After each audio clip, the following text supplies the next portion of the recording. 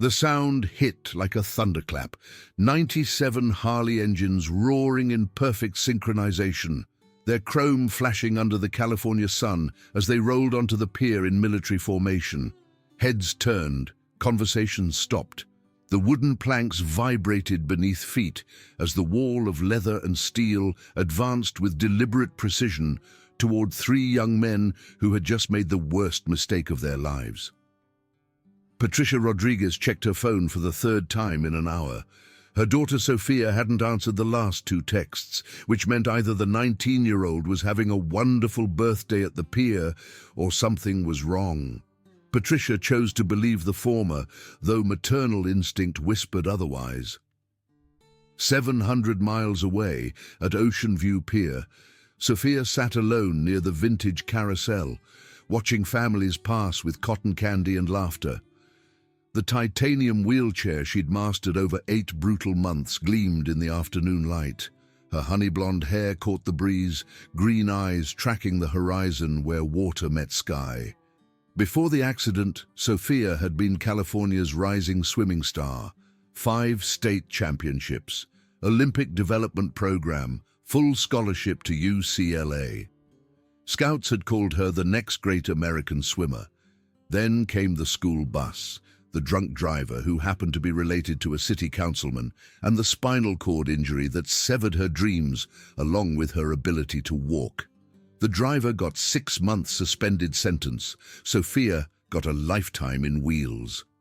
"Happy birthday," she whispered to herself, bitter and alone.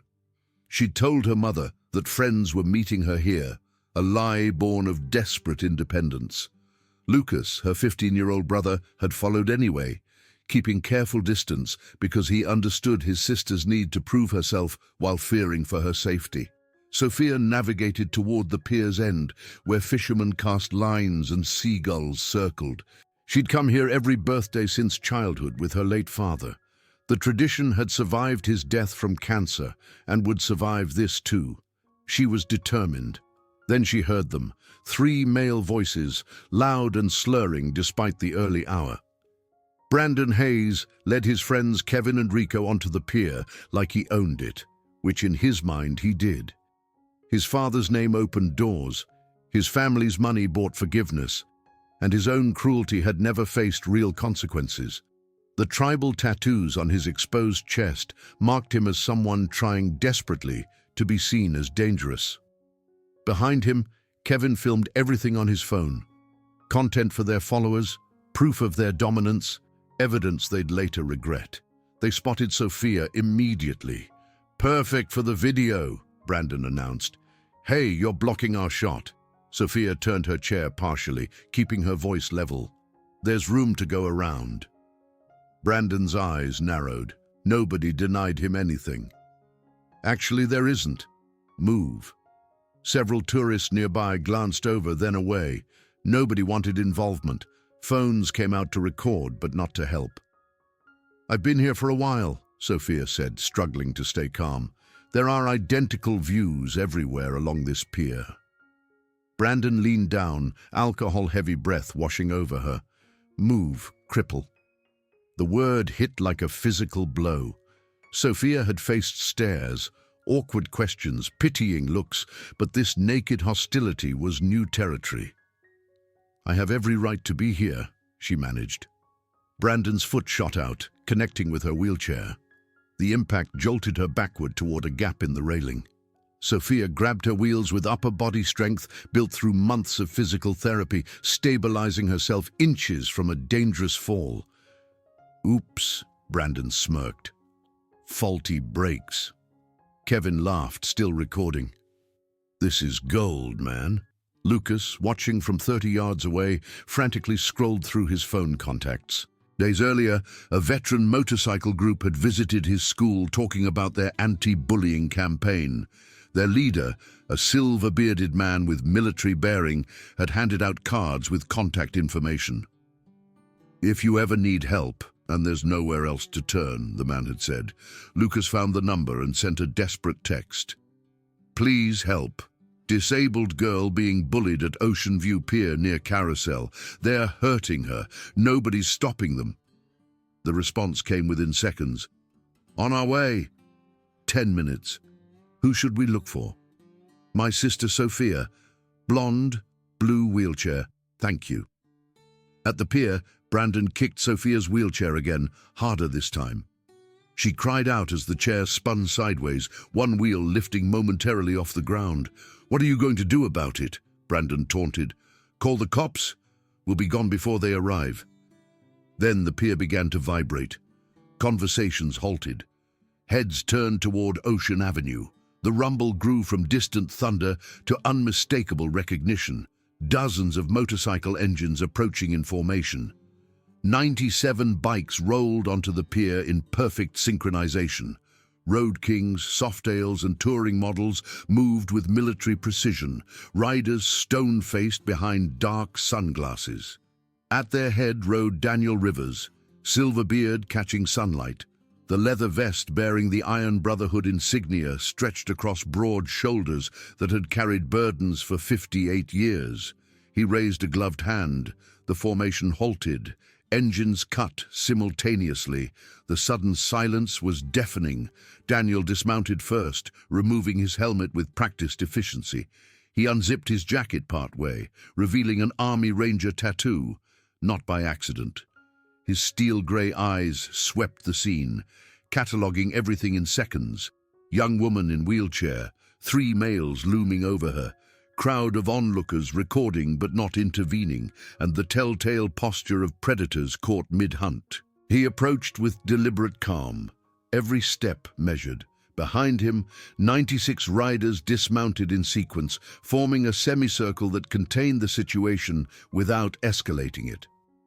You boys, Daniel's voice carried effortlessly despite its low pitch, picked the wrong person to bully on a very bad day. Rico took an involuntary step backward. Kevin's phone trembled in his hand. Brandon attempted to maintain his swagger, but uncertainty crept into his expression. This is none of your business, Brandon managed, voice cracking slightly. We were just having a conversation. Daniel stepped closer, closing distance. Is that what you call kicking a wheelchair? A conversation? Behind the bikers, Lucas emerged from the crowd, moving to his sister's side. Sophia looked up at him with mixed relief and exasperation. You followed me, she said quietly. I called them, Lucas admitted. I'm sorry, but I couldn't. Thank you, Sophia interrupted, squeezing his hand. Daniel hadn't broken eye contact with Brandon. In my experience, there's always a way around an obstacle that doesn't involve assault. As he spoke, more Iron Brotherhood members dismounted, 97 leather-clad figures creating a wall of solidarity. None made threatening moves. They simply stood, present and immovable. Brandon's bravado crumbled further. Do you know who I am? My father. I don't care if your father is the governor, Daniel interrupted. Right now, you're just a man making poor choices. Daniel's eyes caught something at Brandon's neck. Military dog tags on a chain. Something about them nagged at his memory. Where did you get those? Brandon's hand went to them instinctively. They were my father's. What's it to you? Daniel stepped closer, reading the embossed letters. Hayes, Michael R. The world tilted beneath him. Michael Hayes, the man who had pulled Daniel from a burning vehicle outside Baghdad in 2004. The soldier who had given covering fire while their unit evacuated, sacrificing himself so others could live. One of the most honorable men Daniel had ever known. And this arrogant boy tormenting a disabled girl was Michael's son. Your father was Michael R. Hayes, Staff Sergeant, 1st Cavalry Division? Daniel's voice roughened. Brandon's face changed, surprise replacing defiance. How did you... He saved my life in Iraq, Daniel said simply, and 23 other men that day. Color drained from Brandon's face. For perhaps the first time in his privileged life, consequences felt real. Daniel felt a presence beside him. Lisa Martinez, one of the Brotherhood's founding members and a physical therapist at the VA hospital, had moved forward. "Sofia Rodriguez," Lisa asked gently, "I thought that was you. I was your therapist at County General for the first month after your accident." Sofia's eyes widened with recognition. "Miss Martinez?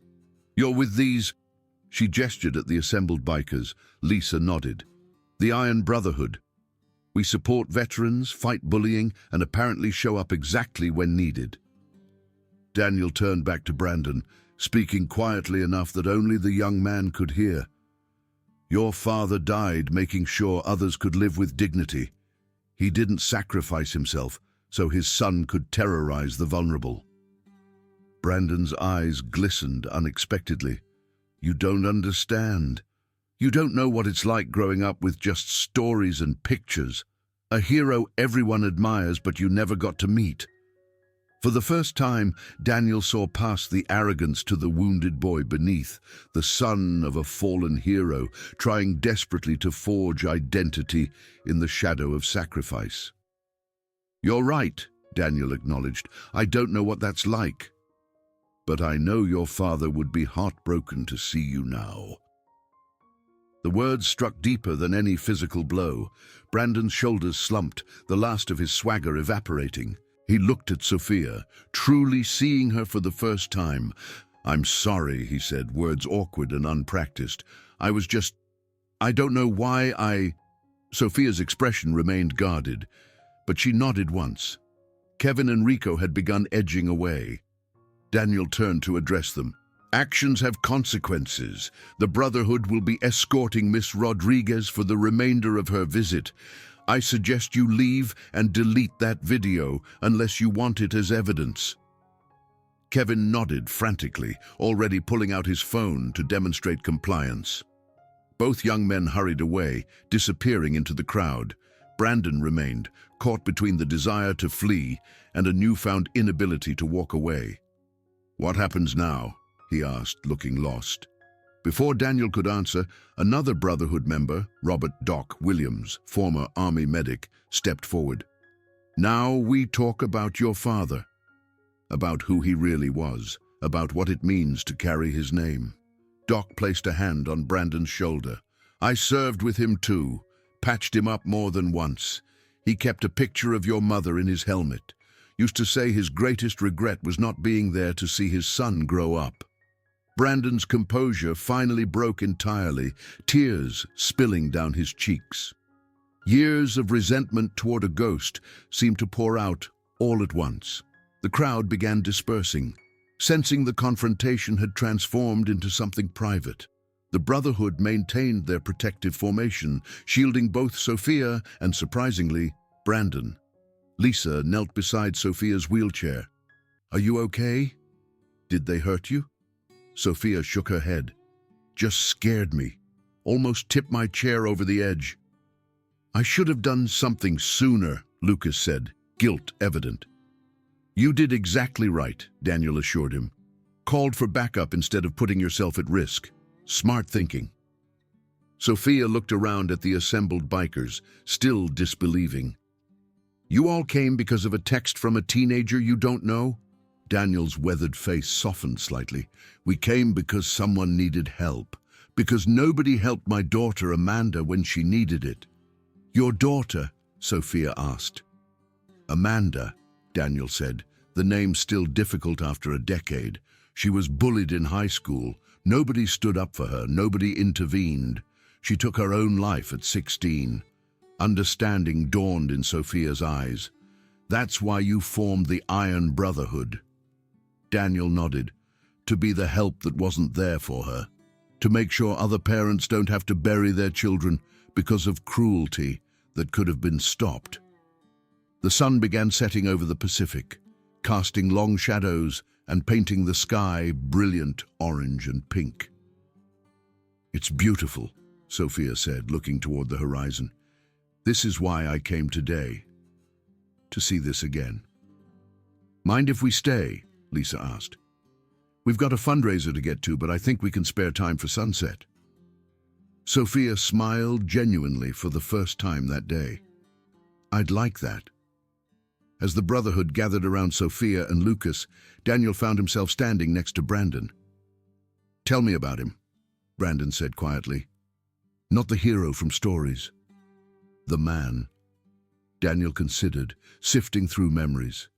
He snored loud enough to wake the entire barracks, loved crossword puzzles, could finish the Sunday Times in pen. And he was terrified of spiders. Big, tough soldier would jump on a chair screaming if one appeared. Brandon laughed despite himself, surprised at these mundane details that made his father human. "He talked about you constantly," Daniel continued. "Carried your ultrasound picture everywhere, called you his future fishing buddy." Brandon swallowed hard. "My mom never remarried, said nobody could measure up." Daniel nodded, understanding completely. "You have his eyes. Same determination. Could be put to better use than intimidating people weaker than you." "I don't know how to be him," Brandon admitted. "I don't know how to live up to that legacy." "You don't have to be him," Daniel replied. "You just have to be worthy of him. There's a difference." As the last sunlight disappeared, Sophia's voice rose from where she sat surrounded by leather-clad guardians. "This is the best birthday I've had since before the accident. Thank you for making me feel safe again." Daniel watched as Lisa squeezed Sophia's shoulder, as Doc regaled her with stories, as Robert showed Lucas constellation formations appearing in the darkening sky. In that moment, Daniel felt the presence of those who had gone before. Amanda, whose legacy lived on in every person the Brotherhood helped. Michael Hayes, whose son stood at a crossroads between honor and anger. And countless others whose sacrifices had created the possibility of moments like this. The Iron Brotherhood had come to Ocean View Pier expecting a brief stop on a longer journey. Instead, they had found opportunity to fulfill the promise written on every vest they wore: stand for those who cannot stand alone. 3 days later, the video went viral. Despite warnings, someone had recorded the entire confrontation. By dawn, it had accumulated millions of views across social media platforms. Daniel woke to find his phone flooded with notifications. The Brotherhood's social media had gained thousands of followers overnight. Their website crashed from traffic. Local news requested interviews. One message particularly caught his attention from Patricia Rodriguez. "Mr. Rivers, I don't have words adequate to thank you for protecting my children. After watching Sophia struggle with depression following her accident, seeing her this morning with renewed hope was nothing short of miraculous. If there's anything I can do for the Iron Brotherhood, please ask. You've given me back my daughter." Daniel felt the familiar tightness in his chest, thinking of Amanda and how different things might have been if someone had intervened for her. He composed a simple reply: "Mrs. Rodriguez, your children showed remarkable courage. Sophia's resilience and Lucas's quick thinking are testaments to your parenting. The Brotherhood was honored to stand with them. No thanks necessary, but we'd welcome them at our community events." Another notification appeared from Brandon. "Mr. Rivers, this is Brandon Hayes. My grandfather wants to meet you. He has things of my father's he's never shared with me. Would you come, please?" 3 months later, a different video went viral. Sophia Rodriguez wearing United States Paralympic Development Team colors, setting a new American record in the 50-meter butterfly at a qualifying meet. The camera panned to stands where her mother and brother cheered wildly, surrounded by leather-clad Iron Brotherhood members on their feet applauding. Daniel watched from poolside, where Sophia had insisted he be granted access, claiming his presence reminded her to be brave when pressure mounted. As Sophia raised her arms in triumph, Daniel felt the bittersweet combination of pride and grief. Pride in Sophia's accomplishment, grief for Amanda, who never found her way through darkness. Lisa appeared at his side. She did it. She really did it. Daniel nodded, not trusting himself to speak. Over past months, he'd watched Sophia transform from traumatized young woman to dedicated athlete once again. The Brotherhood had expanded too, new chapters forming across California and neighboring states. The unexpected spotlight had brought increased donations, volunteers, and requests for anti-bullying programs in schools. Sophia wheeled over, breathless and radiant. "Did you see that time?" Daniel smiled. "Saw it. American record. Not bad for a rookie." Sophia laughed, recognizing the deliberate understatement as high praise. "Couldn't have done it without all of you." Brandon and his grandfather, General Raymond Hayes, approached through the crowd. The past months had seen gradual changes in Brandon, quieter confidence replacing arrogance, purpose where there had been directionless anger.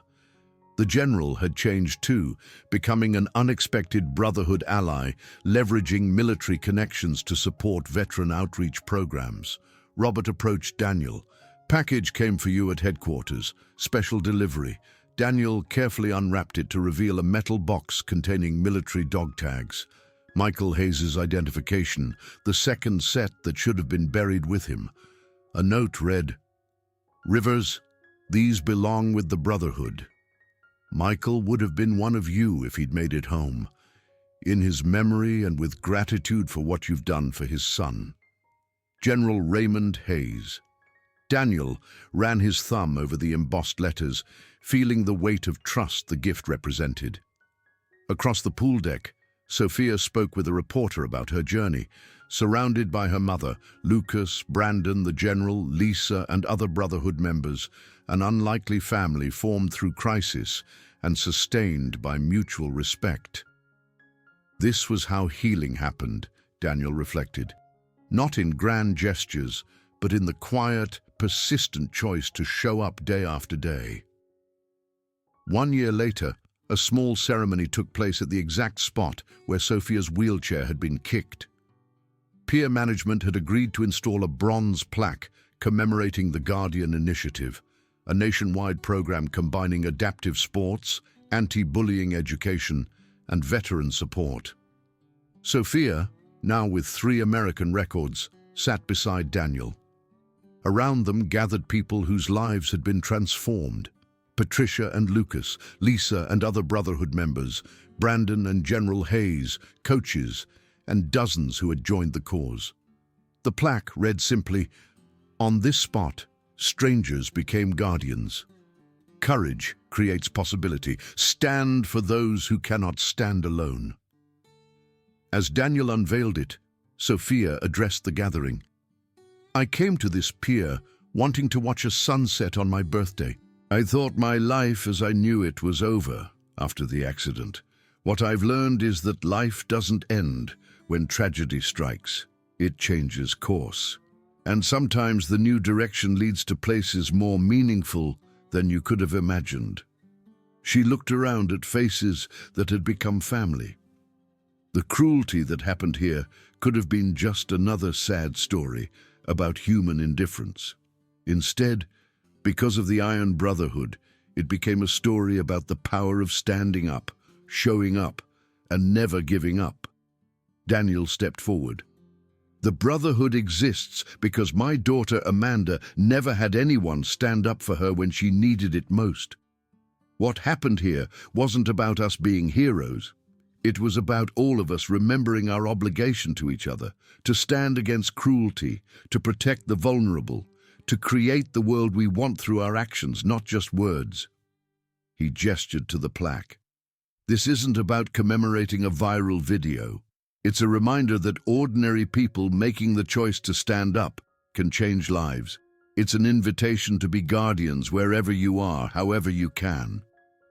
As the ceremony concluded, Sophia found herself alone with Daniel, both looking out at the Pacific. "Did you ever imagine it would turn out like this?" she asked. Daniel shook his head. "Never. Thought we'd stop some bullies, make sure you got home safe, and continue our ride. You becoming a Paralympic athlete, Brandon turning his life around, the initiative spreading nationwide. None of that was conceivable." "Life's weird that way," Sophia agreed. "I like to think Amanda would be proud," Daniel said quietly. In the distance, the pier's Ferris wheel illuminated with colorful lights, the same wheel that had witnessed humiliation and rescue a year before. Now it symbolized something else, the cyclical nature of life, the constant motion forward. "What's next?" Daniel asked. Sophia smiled confidently. "I was thinking the Brotherhood might need an ambassador who can speak to schools from a wheelchair. Someone who can talk about both darkness and light, about falling and getting back up, about how sometimes the people who save you aren't the ones you expected." Daniel nodded. "The Brotherhood would be honored, but only after you bring home that gold medal." Sophia laughed. "Yes, sir." As sunset began, the Steel Brotherhood gathered around, leather vests bearing patches commemorating their expanding mission. Patricia and Lucas chatted with Lisa about upcoming competitions. Brandon and his grandfather discussed plans for the veteran rehabilitation center they were funding. From a moment of cruelty had grown this improbable family, bound not by blood, but by choice. The choice to stand up, to protect, to heal, to rebuild. As the sun disappeared below the horizon, Sophia looked at Daniel and said the words that had become their motto: "Keep showing up." Daniel nodded, a rare smile softening his weathered features. "Always." And somewhere in the twilight between day and night, among the unlikely gathering of wounded healers, the ghosts of those who had gone before, Amanda, Michael, and countless others, seemed to whisper their approval, their legacy living on in every person who chose courage over indifference, action over passivity, connection over isolation. The Brotherhood rode on, their mission clear, their purpose unshakable, their promise eternal: stand for those who cannot stand alone. Because sometimes that's all it takes to change a life, or save one.